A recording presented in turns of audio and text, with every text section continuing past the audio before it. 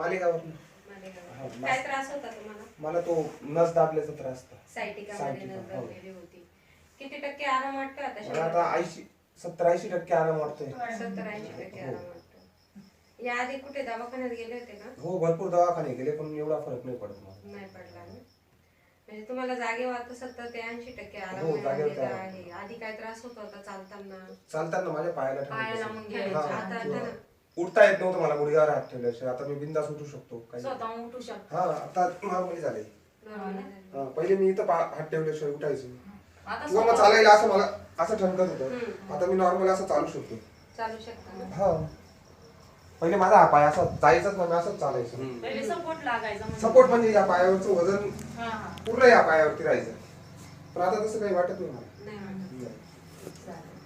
नमस्कार. Randive pain relief centre, गाव चोंडी, तालुका सिन्नर, जिल्हा नाशिक. एक गाव शांत